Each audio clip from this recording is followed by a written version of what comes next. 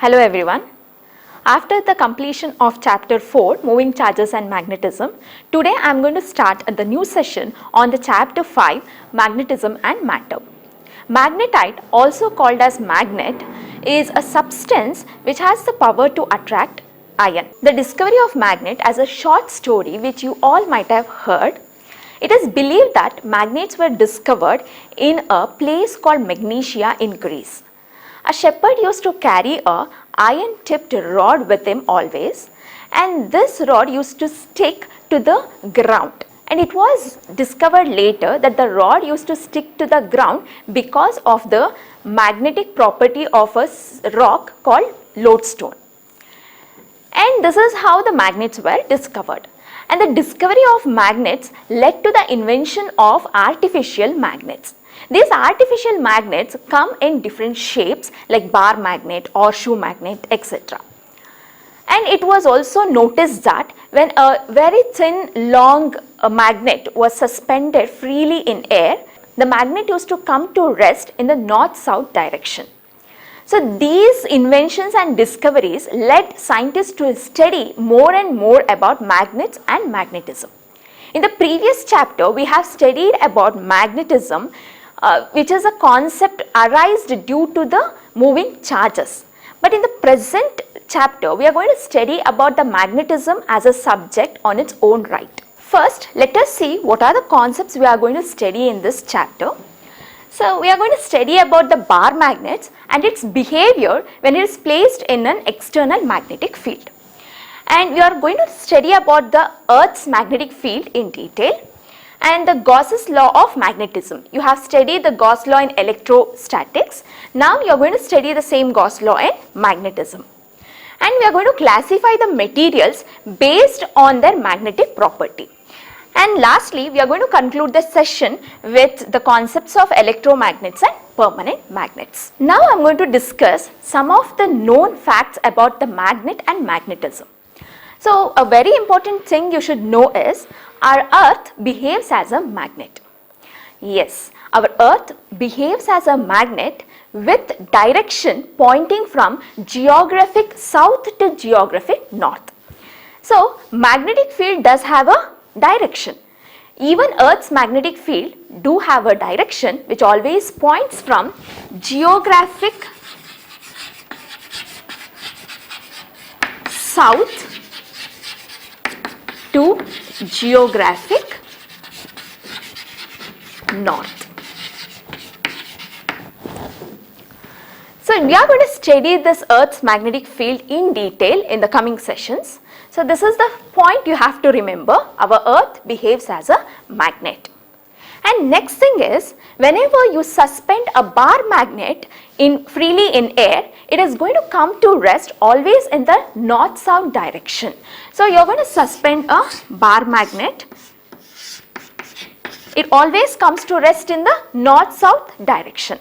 That is the pole. We have two poles here. So the magnet does have two poles, and the pole which is directed or pointed towards the geographic north is taken as the north pole, and the pole which is pointing towards the geographic south will be considered as the south pole.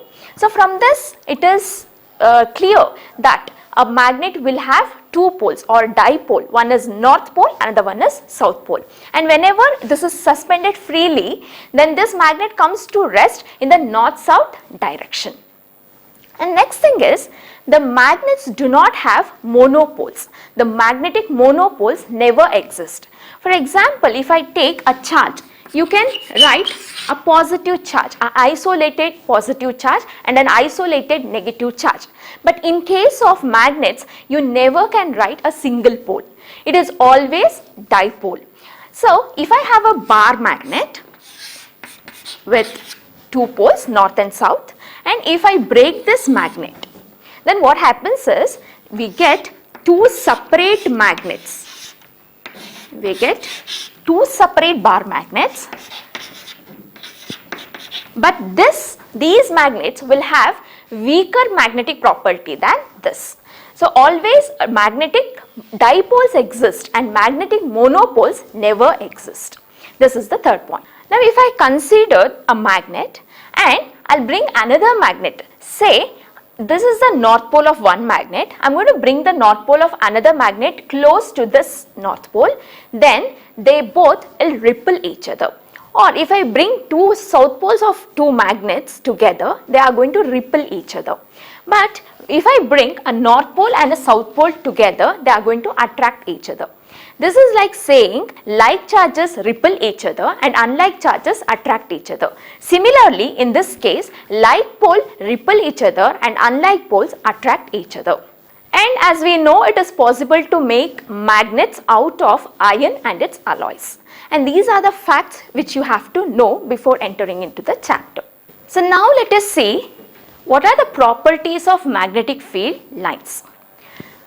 First, let me recall the properties of electric field lines and then compare it with the magnetic field lines. So if I have a positive charge and a negative charge, always the electric field lines are set to pass from the positive charge to negative charge. So the electric field lines start from the positive charge and end at the negative charge. They always start from positive charge and end at negative charge. Or if you have an isolated positive charge, this is going to start from the electric field lines start from this positive charge and end at some infinity. And similarly, for an isolated negative charge, the electric field lines come from infinity to the negative charge. Now, for this, in case of magnetic field lines, the magnetic field lines always start from the north pole of the magnet and end at the south pole of the magnet, but it doesn't end there. It again starts from the south pole and ends at the north pole. That is, this is the bar magnet. If I consider the bar magnet with north and south pole, the magnetic field lines start from the north and goes to the south, again from the south to the north. Outside the bar magnet, the magnetic field lines are from north to south, and inside the bar magnet, the magnetic field lines pass from south to north. That is, they are going to form a closed loop. Remember this, the magnetic field lines forms a continuous closed loop. They are going to form a continuous closed loop. Now, in case of electric field lines, they do not form a continuous loop. So, it starts from positive charge, ends at negative charge, that's it. But here, it starts from north pole to south and back from south to north. Therefore, magnetic field lines are going to form a closed loop. Now, if at any point, if you want to find the magnetic field direction, say I need to find the magnetic field direction at this point, then what you are going to do is draw a tangent at this point, a line which touches this point, which just forms the tangent, and this will be the direction of the magnetic field. This is similar in the case of electric field lines. So, if you draw a tangent at any point, that gives you the direction of the electric field. Similarly, tangent drawn at any point gives the direction of the net magnetic field at that point. This is how you are going to find the direction of the magnetic field. So, the tangent, this is the second point. First point is the magnetic field lines are going to form a closed loop, continuous closed loop. Second point is tangent drawn at any point on the magnetic field line gives the direction of the magnetic field. Coming to the third point. Now, if I say there are so many number of magnetic field lines passing here in this direction, and I will draw a unit area. So you can see the number of field lines passing in this unit area is less when compared to the number of field lines passing in this unit area. So here the number of field lines passing is only 2. Coming to this point, there are 4 number of field lines which are passing through that unit area. The third point says that if the number of field lines are more, then the magnetic field will be stronger at that point. So more number of magnetic field lines, stronger is the magnetic field. Lesser number of magnetic field lines, the weaker will be the field. This is what the third point says. Larger the field lines, stronger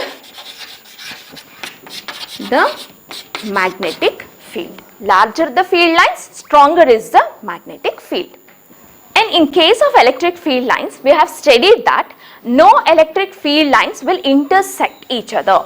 That is, if you have electric field lines which intersect at any point, then at this point you are going to get 2 directions. You do have 2 directions, but the direction of an electric field is unique. But here I am going to get 2 different directions, which is not possible, and that is why we say the 2 electric field lines never intersect. So similarly, we say that the magnetic field lines never intersect. So if they intersect, what happens? At single point we do have 2 directions, which is not possible. That is why we say the magnetic field lines never intersect. And these are the few properties of magnetic field lines which you have to remember. The first property says that the magnetic field lines always start from north towards south, but they are going to form a continuous closed loop. And the second point says, if you want to find the magnetic field direction at any point, you have to draw a tangent to that point, and that tangent gives the direction of the net magnetic field. Third point says, if the number of fields is larger, then the magnetic field at that unit area will be stronger. And the fourth point says, the magnetic field lines never intersect. So remember these properties. It will be asked in your examination for 2 or 3 marks. So I am going to end the session here, and I am going to meet you in the next session. Thank you.